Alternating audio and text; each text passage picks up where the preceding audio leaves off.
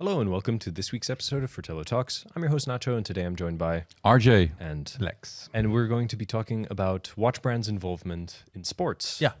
Not necessarily ambassadors, but a little bit we've been... Water it's been- sports? it's not water... Well, maybe water sports, Yeah, actually. sports. We'll get there. It's on the list to some degree. But yeah, you guys have been enjoying some of that Up close. those collaborations up close and personal lately, so we'll hear a little bit about that. But of course, before we get into it, let's do a wrist check. RJ, what is on your wrist? I am wearing this beautiful breguet, or as we say internally, bracket. Souscription. And so one hand. It's not a Meistersinger, it's really a breguet. It looks You beautiful. can buy Meistersinger, not a Meister. You can buy Meistersinger. No, that I don't know, but yeah, Sorry, it's a stunning watch. Meistersinger. No, I really like it. it's beautiful. It's beautiful. Very cool. Yeah. Yeah, it's great to see that in Yeah. person. It came out probably a couple months ago, and since then we've kind of been eagerly anticipating getting it in. So it's So they later on came there was the new Tradition, the Classique Tourbillon, and the new Type 20. So they're really on a roll this year, and this was the first This is to kick off the the anniversary year. Yeah, that's it. Yeah. The anniversary celebration. Yeah. Any words on the size? For me, the size is nice, but if you have small wrists, it might be a bit of a big size, large size. But as our colleague Gerard says, it also fits the watch because these were big watches, these pocket watches and so on. So it's not bad. I like it. For a pocket watch, it's tiny. For a pocket watch, it's super tiny, and for a wristwatch, it's the lug, the length of the lugs that is making the watch large. But I like, I like But it. it's cool. 40, right? Something like 40? I 40 something? think so. This is We'll measure 40. it later. Okay, yeah, then it probably is around 40. It just that's what rings a bell. I mean, I get that it's inspired by a pocket watch. That doesn't necessarily mean it has to be large, but it is kind of the way that the dial is so simple, and it only has one hand, and it's this sort of very minimalist thing. It is good that it's a bigger size, I have to say. It's otherwise that hand would be just a little bit too small, and I mean, you know, I agree. It's, I agree. And a beautiful hand-wound movement inside that. that looks very movement- familiar. Yeah. Well, It's the Tradition. The Tradition movement, and stunning. And also the tone of the rose gold is super nice. Yeah. Breguet gold, yeah, true. Breguet It's gold, a bracket bit of a gold. different thing. Yeah. Beautiful, stunning. nice. Lex, how about you? What is on your wrist? As a Chronoswiss fanboy, I'm wearing the 40mm Chronoswiss Pulse One Sand. Limited edition of 100. I did a story about that recently. And it's in titanium. It has an integrated bracelet. I also wrote a story about stop putting out integrated bracelet watches if you don't have anything in your past. But There you go. yeah, well, They listen to you. but nobody ever does. No, that's true. Which is also good. I think I kind of like it. It's like a revamped, reimagined idea of Chronoswiss. There are some really nice details on the crown protection and everything. So yeah, I like it. That's a crown that doesn't really need protection because that crown is the danger. You know? Yeah, the crown is the danger. It's the typical onion crown. Yeah. I like that it's a bit of a mix of being like hyper modern. Yeah. But then there's something to the layout of the dial. There's something to the way that the elements are brought together that's very classical. And it's especially the 30-second retrograde indicator has this very classical look to it. With the name is there, and I think it's really nicely done. So In 2000, 25 years ago, I got my first Chronoswiss Regulateur Automatique. Yeah. Probably the same year as I got mine. Anycar 123 movement. Yeah. I think. Was it? Mhm. Was it Shield? No, Anycar. Any car, I think. Yeah.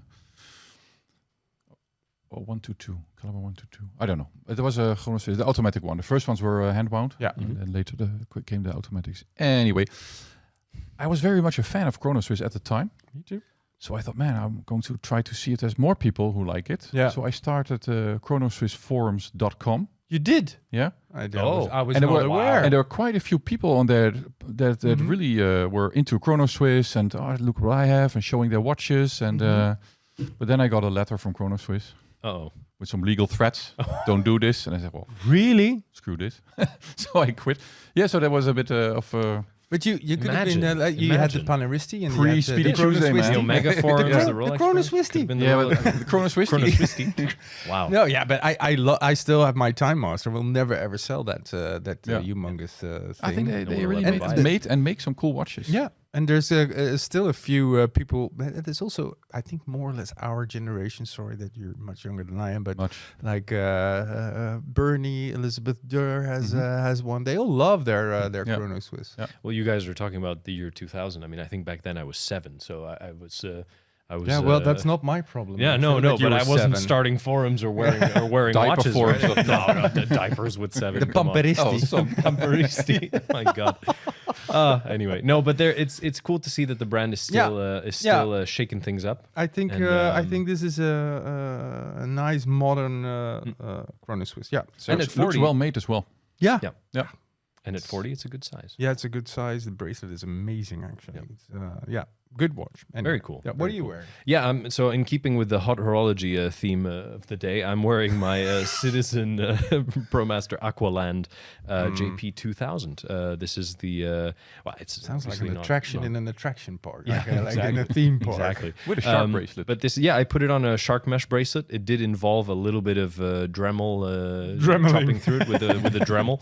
But I'm happy to report that I didn't lose any limbs, and the bracelet is sized. So that worked out well. I like the look of it. It kind of gives it a bit of a Ploprof. It does, yeah. Kind of loosely kind of vibe. It's also 24. It's 24 millimeters wide, so it's quite a lot of mesh. But I like it. I mean, it's the anniversary poor man's year. Ploprof. Exactly. We the can't thinking say, man's Ploprof. Oh yeah, that's better. That's it. That's it. I was at Manbot last week, the vintage and pre-owned shop in The Hague. This is no spawn, #no spawn. And he wore this Royal Oak Concept watch. And he put it on a shark bracelet from the Ploprof. It looks so cool. Yeah, insane. I can totally imagine. Really cool. Yeah. That's the best like non-official watch collaboration ever. Is Omega bracelet AP watch head becomes this thing that's just it's an amazing look. Yeah. So Concept, cool. my God. So cool. I saw him on a reel, I don't know where, on Instagram, I don't know on whose page, and he was wearing that, and I was again reminded at how completely bonkers that thing is. I think if we have a picture, we can throw it up on the screen. That's insane. Cool. That's cool. But I thought it would fit this thing, as it's kind of a 1980s diver. Was the first one to have the depth gauge integrated into it, and of course. And this is a modern one, and it works very well. And this year's the 40th anniversary. So recently introduced another one, and so it's kind of a go-to summer watch. They dropped you in a tank, right? So here's the link to water sports. Exactly. So that's kind of a good segue into some of the sports. Where do you? Should we start actually with what you guys experienced over the last week? I suppose, or days even. Yeah, for you it was even. Okay. I was at the Assen TT, the MotoGP race. Also called Assen Titty. The Assen Titty. It was the 100th year, so it was. They started that race in 1925, and it's a historical race. And of course, Tissot sponsors MotoGP. They have been doing for a long time. So I think the winner of the sprint race gets a Tissot, and I think also maybe I don't know if the winner of the Grand Prix also gets one. No, they're handing them out left and right anyway. And they also have a sponsored rider on the grid, Enea Bastianini, who is with KTM these days. So we also had a very lovely behind the scenes look at the timing, which was kind of impressive. And I think as a whole, it just works. And the fun thing, of course, is that Tissot makes these MotoGP special editions. I don't think they sell them in the Netherlands or Western Europe, but I think in Spain they're a big thing. Yeah, MotoGP is a big thing. MotoGP is a big thing. Dan was there with you, a colleague, and he was saying how he was very impressed at how almost everybody who was involved in any capacity behind the scenes was Spanish. Yeah, because the organization behind MotoGP is Dorna, which is a Spanish organization. But Liberty, the organization who bought Formula One, has now acquired MotoGP. So we're going to see some changes there. Coming in, Americans. Americans. Americans. Yeah, so that, and I don't know if that there will be consequences for Tissot, but I think and Tissot is huge in sport. They also do basketball. They do basketball. They're your favorite sport. They do cycling. Yeah. They are de the France. sponsor of the UCI Tour de France. So it's super impressive. I love MotoGP, and when you see it up close, it's just They have the fabulous. ice hockey stadium in Biel. Yeah, in Biel. Yeah, Yeah, I've been there. exactly. It's very yeah, cool. it's beautiful. Ice hockey hooligans, everything. Yeah, yeah. So they're huge. They're huge in sport. Tissot is very big in I sport. find it hard to picture Swiss hooligans. That's kind of a. But they kick over a bin. Oh, okay. And the police okay. comes. Yeah, And they go. don't do it go- again. Yeah. They They shake get a their fine. fist angrily. 1,500 Oh. Swiss francs, man. At Can't least, kick over a at bin. least, At at least. least. Yeah, but I think MotoGP and I think it works more in the of course, if you look at the grid, there's so many Spaniards, the Spaniards and Italian riders. I mean, you have Marquez de Marquez. Overwhelmingly, It's overwhelmingly Southern European. So I think for them the watches work well. But hey, I think. It's almost like Rolex and tennis. Tissot and MotoGP is kind of okay. You look at it, and you think, yeah, okay, It makes it sense. fits. It Yeah, it fits. makes sense. Okay, it's been there for such a long time. It Yeah. kind of you have that That natural, association. that natural association. It's almost like a uh, subconscious thing, right? Like when you've been watching MotoGP all your Yeah. life, or you've been watching cycling all your life, you've seen that Tissot Yeah, logo. It's exactly. kind of like in the back of exactly. your mind, and I do agree that somehow just from the feeling of it alone, it's a good Exactly. fit for the Yeah. brand, and yeah. But what about you mentioned Rolex and tennis. You were at I Wimbledon. was at Wimbledon yesterday and the day before. Mhm. Yeah, it's amazing. That was my first time at Wimbledon, and also with the whole Rolex treatment. Of course, it's also quite kind of special. Yeah. And I saw the first, the opening match. Yeah, on Monday. That is super Carlitos. spectacular. Yeah, incredible. So Mhm. that was super nice. A very long match it was, Yeah. but it was like a blockbuster. It was so nice. Everything is well arranged. So they're super big in tennis, of course. Federer was the Yeah. big Yeah, the poster ambassador boy. or the Yeah. testimonial, basically. And now Carlos is also contracted. Yeah, by, he's also by Rolex. And So it looks like Rolex, right? he looks If you- like he's a everything, Rolex but also face. the whole, but also Wimbledon itself. As a Yeah. It's a big. It's as a everything, tournament, Rolex as a- everywhere, and so they're a huge. lot of green. yeah, exactly. Grass is green. Yeah, Everybody's no, but wearing Yeah, white. it's just- perfect. Yeah, It's a perfect for perfect them. match. Yeah, Yeah. yeah, perfect match. Game set match. Rolex. But I also think the whole atmosphere, the atmosphere, everything fits the brand. It's really nicely done. Yeah. Yeah. They also do golf. They have a lot of golf players as testimonials. They used to be in Formula One, but we discussed that in the past. Yeah, They still do more sports. they do the 24 Heures du Mans. Yeah, so everything Daytona. World Yeah, and Endurance Daytona. and Yeah. Endurance Championship is Le Mans part of that. Yeah. They do as well. Yeah. So Rolex and sports is just insane. What I like about it, the thing is that Rolex in itself doesn't have a sporty image. No. So in a way, it's. I mean, when you think Tissot, you think affordable kind of sporty watches and stuff, but Rolex just associates itself with the best of the best. Yes. So we have In all fields, whether it's acting, singing, sports. So everything. Wimbledon is like it's the number one tennis tournament. Yeah. So we associate with that, not because of the sport, because they're number one. They're also associated with the Wiener Philharmoniker. Yeah. Yeah. Arguably the Yeah. best orchestra in the world. So it's okay. They want to be associated with with the just best. the best. We're the best, so we only hang Yeah. out with the best. Yeah. There's something to say for that. Oh, Cool. It's absolutely, super cool. absolutely. Yeah, definitely. So also within tennis, I have a bit of a cheat sheet here. Oh.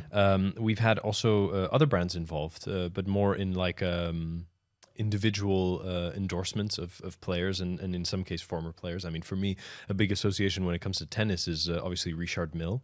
Yeah, with who- Nadal. Yeah, was involved with Nadal and made Lost the several watch a watches few for him. times.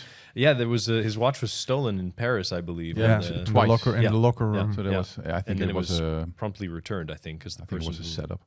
Maybe. Yeah, you think it was a it marketing trick. thing? Yeah, a marketing Yeah, trick. could be. Definitely. You don't lose a Richard Mille twice. No, just the They're once. very light. Yeah, that's true. True. But Richard Mille then obviously also brings us back to motorsport, where we see their involvement with some of the teams, with McLaren. I guess it is right. It's Yeah. Mille? Yeah. No, at Ferrari. Ferrari. Sorry. Yeah. I'm Ferrari. not that into the Formula One. No, but they're in both. but, They're also in they're in both? McLaren. Oh, Yeah, so yeah, But in yeah. the I was past, you right. I also know had exactly what I'm talking about. G-Shock in Formula One and Oris for Williams. Yeah, true. was- Oris was big. Yeah, yeah.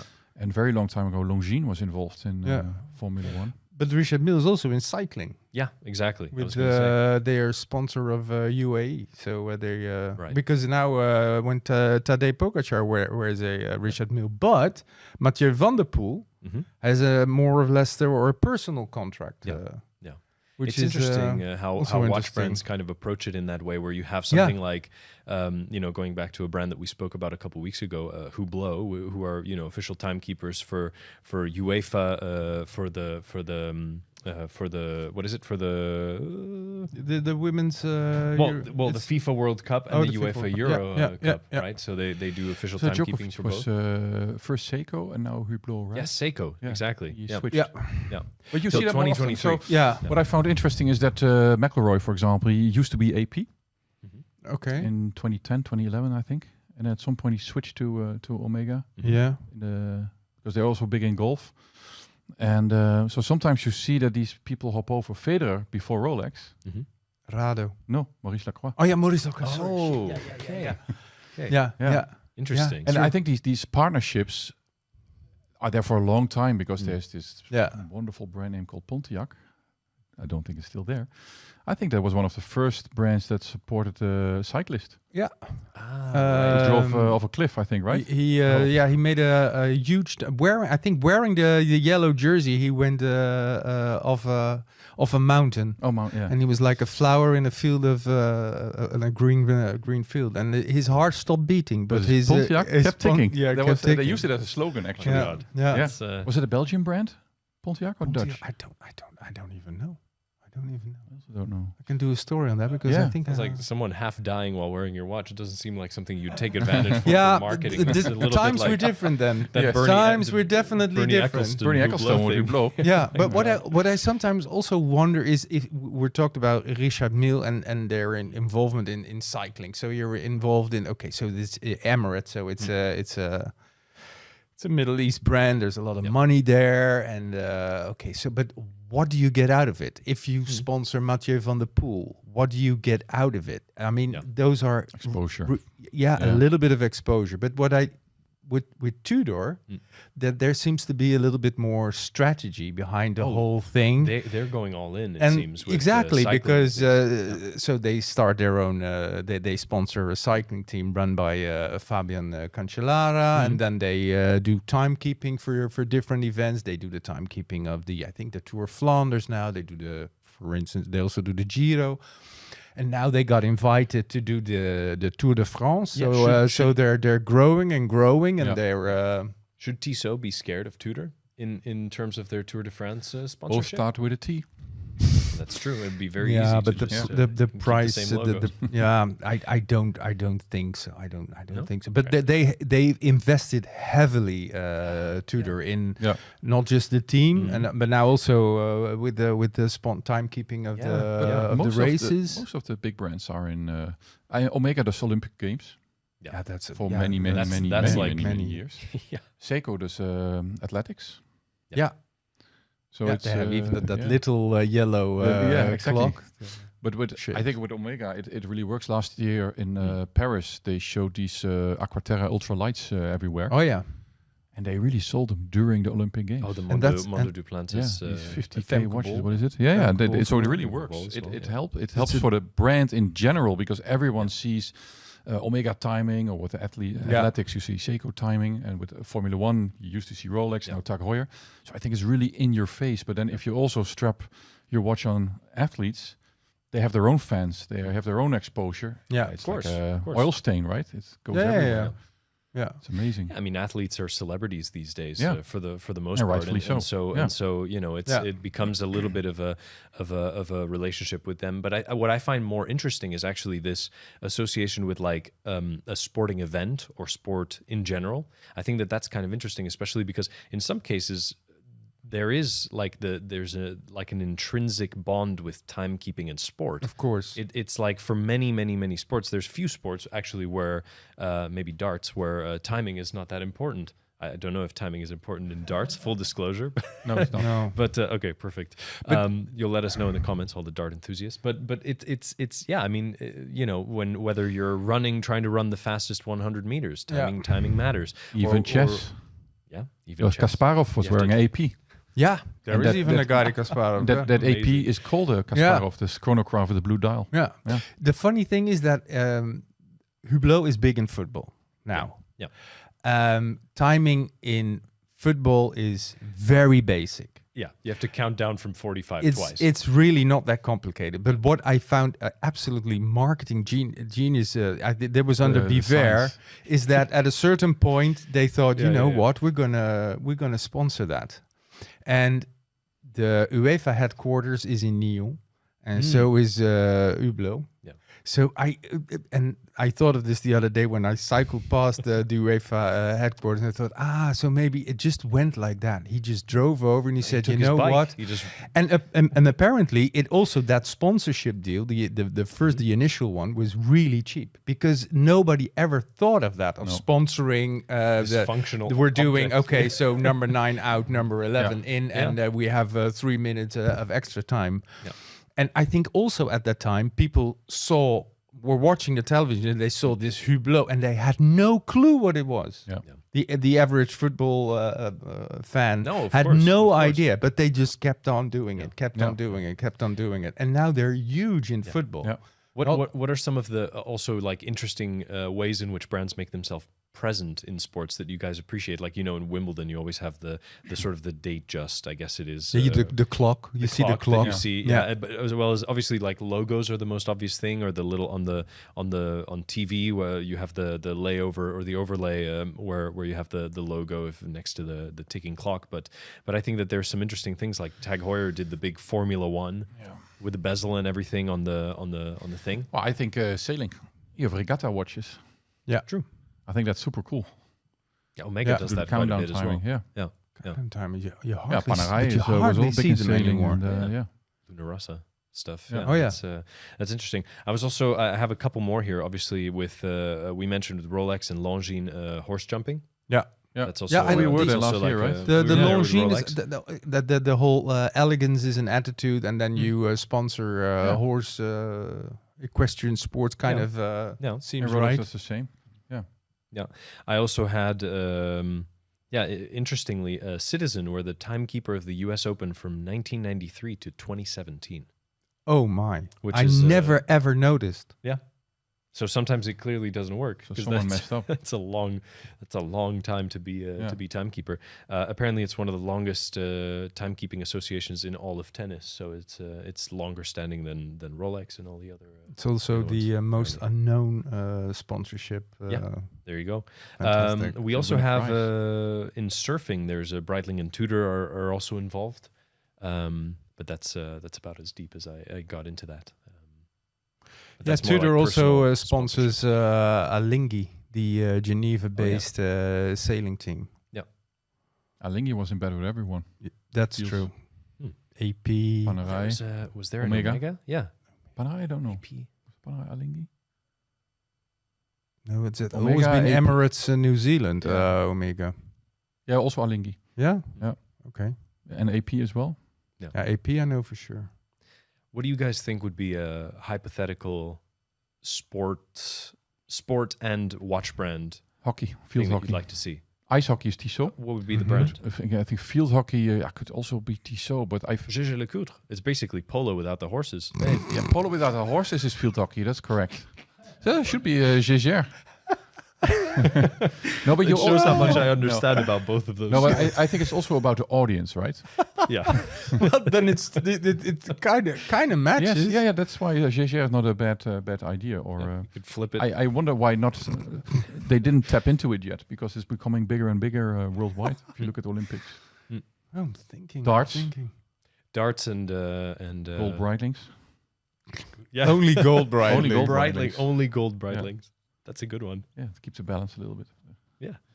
I'm thinking. Yeah, you use it as like a counterweight on your wrist.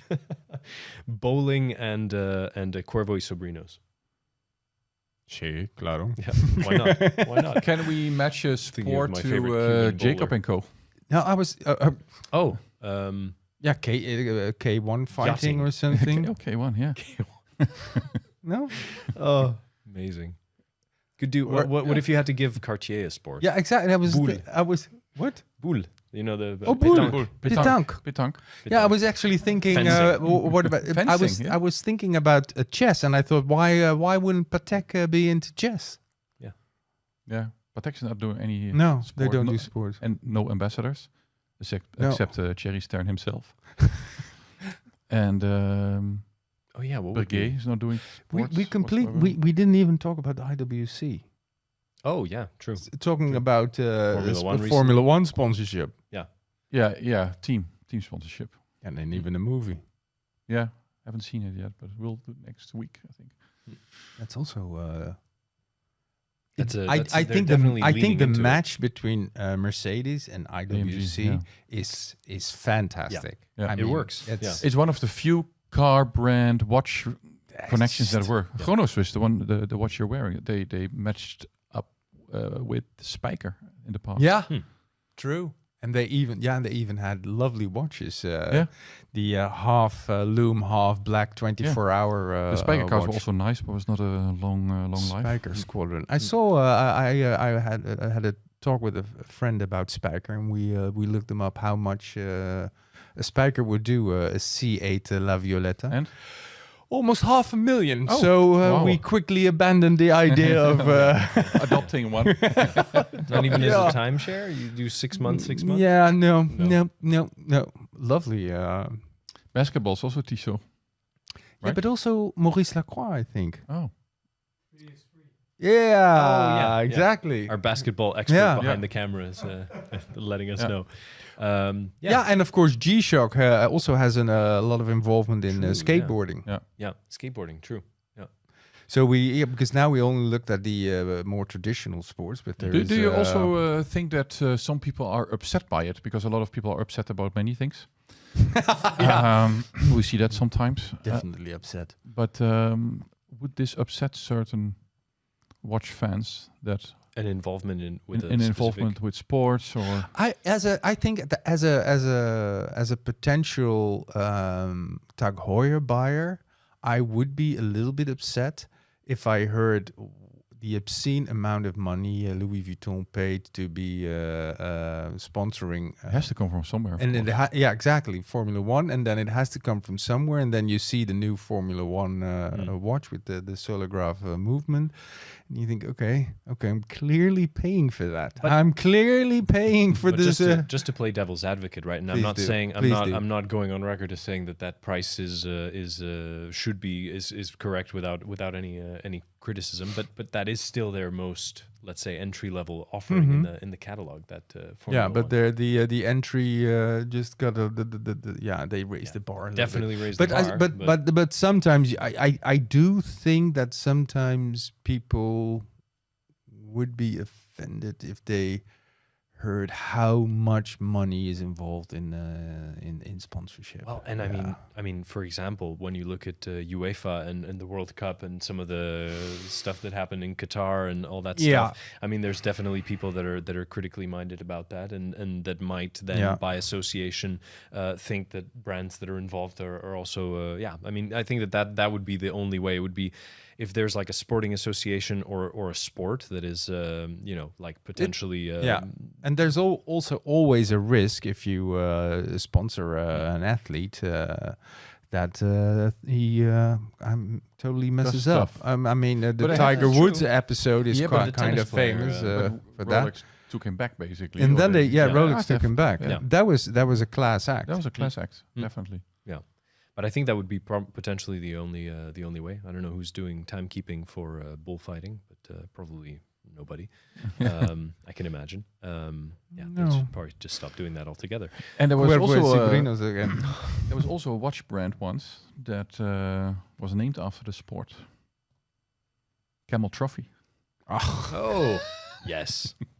Put that up on the screen. Those watches were so popular in the 80s. Yeah, They were yeah. super popular. Yeah. You can tell because eBay is full of them. Yeah. Really? Yeah. Oh, I didn't know that. Yeah. Oh, that's interesting.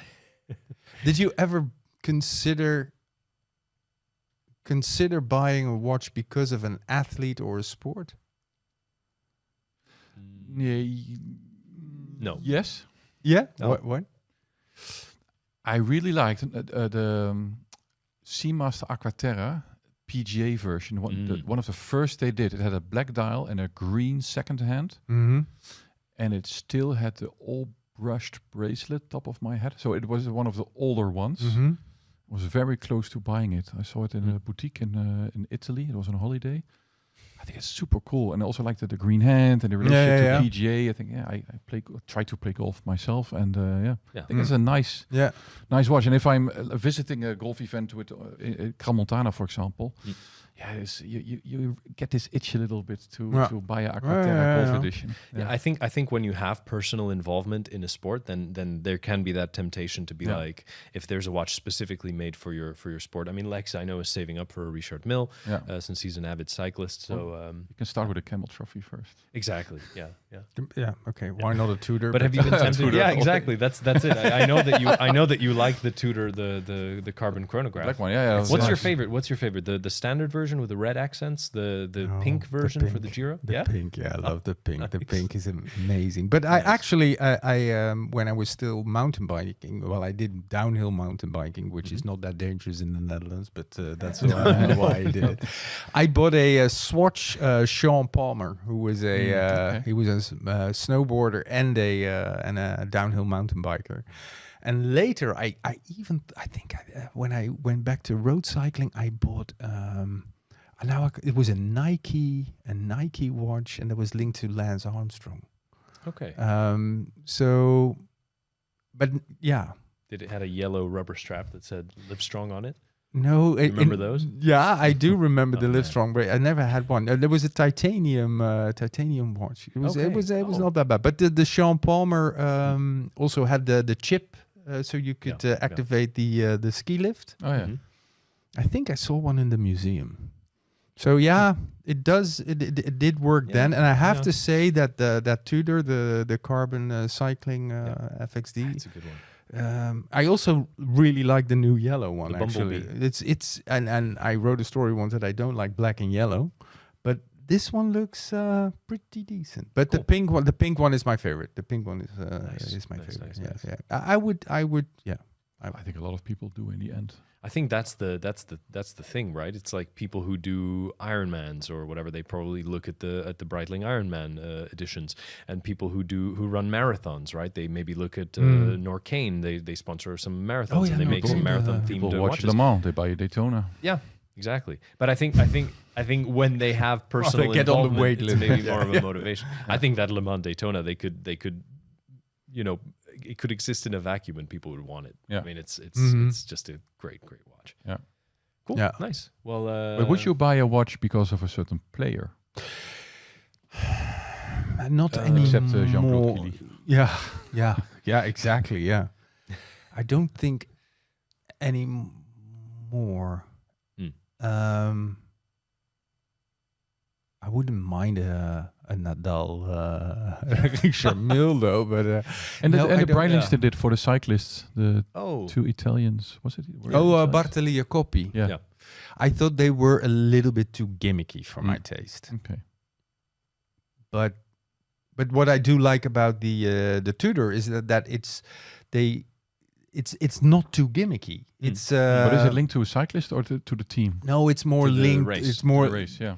Yeah, the pink and the yellow one are more like homage, and then the red one is the standard one. Is in the team color. They kind of made that so our riders can wear something, and then they adjusted the tachymeter and everything, and so I do like it because most of the time, when you do sports, you don't necessarily want to wear a watch. No. And I think also when you get to a certain age, you don't go to the store saying I want the watch. So no Max Verstappen watch for you. My idol wears. No, exactly. That's I don't think that. But for many it was, of course. Yeah. Of course. Yeah. Cool. Yeah, I think it's a strong tie and lots of motorsports. Lots of motorsports, of course. Yeah. We didn't even talk about Dakar, which is Tudor now. Oh, really? I didn't know that. I didn't know. Yeah, Tudor's doing official timekeeping. I believe for the Dakar. It came out quite a while ago. Oh. And cool. but they're doing official timekeeping there, but it's no watch yet. I would kind of love to see what they would do for a Dakar. Jan de Rooij. Yeah, exactly.